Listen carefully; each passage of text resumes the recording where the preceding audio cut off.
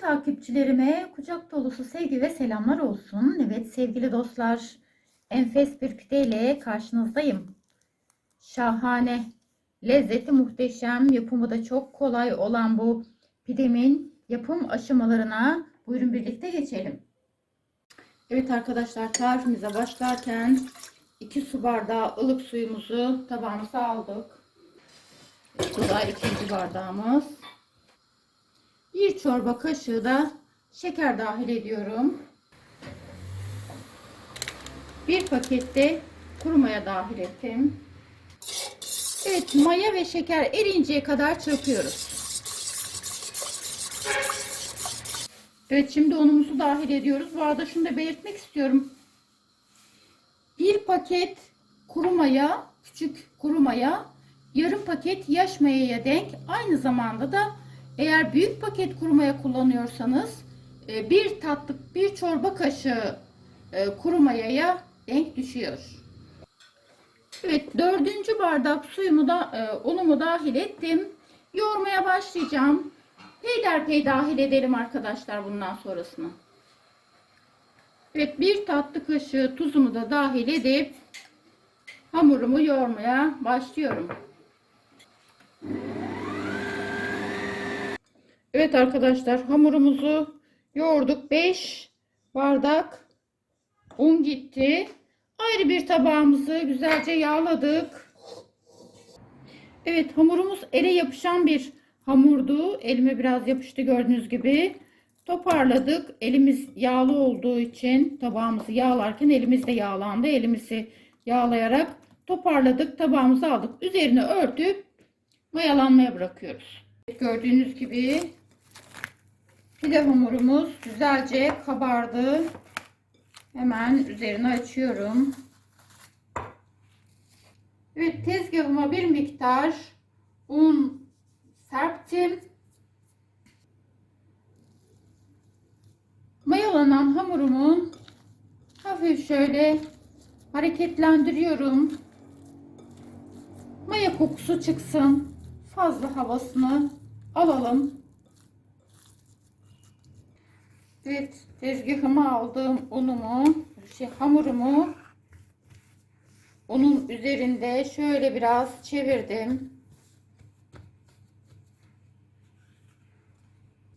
Evet, biraz şöyle elimizde yoğurarak hafif uzattık ve bezeleri ayırıyoruz.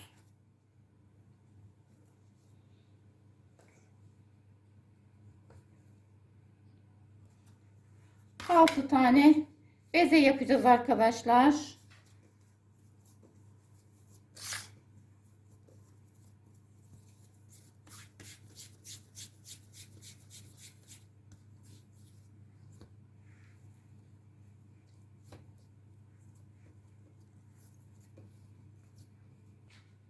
Evet arkadaşlar, bezelerimiz hazır.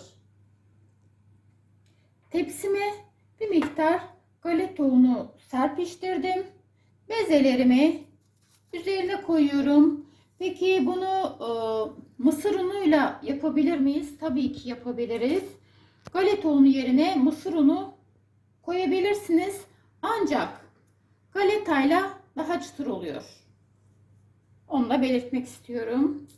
Evet, şimdi üzerini kapatıp yarım saat dinlendiriyoruz. Evet arkadaşlar, tepsimizde bezelerimiz mayalanırken biz üzerine süreceklerimizi hazırlıyoruz. 2 çorba kaşığı yoğurt aldım tabağıma. 1 tane de yumurta sarısı, iyice karıştıralım. İyice karıştırıyoruz. Evet arkadaşlar, şunu da belirtmek istiyorum.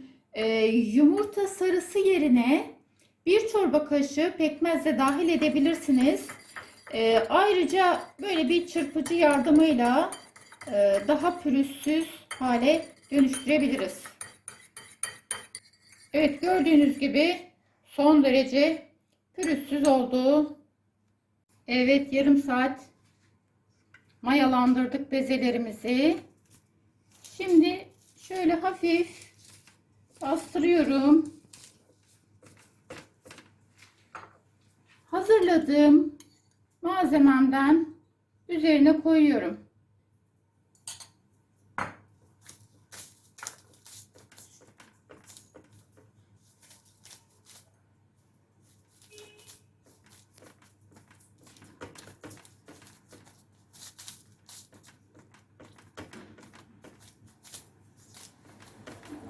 Şekil vermeye başlıyorum.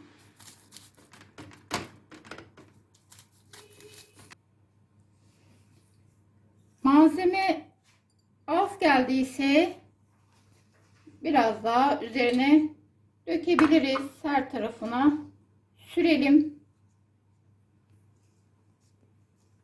Evet. İşlem bu. Bu arada bu işleme başlamadan önce fırınımızı 200 dereceye ayarlayalım arkadaşlar. Ancak her fırında bu pişme olayı ve pişme süresi, derecesi farklı olabilir. Evet, yine aynı şekilde önce biraz yaydık.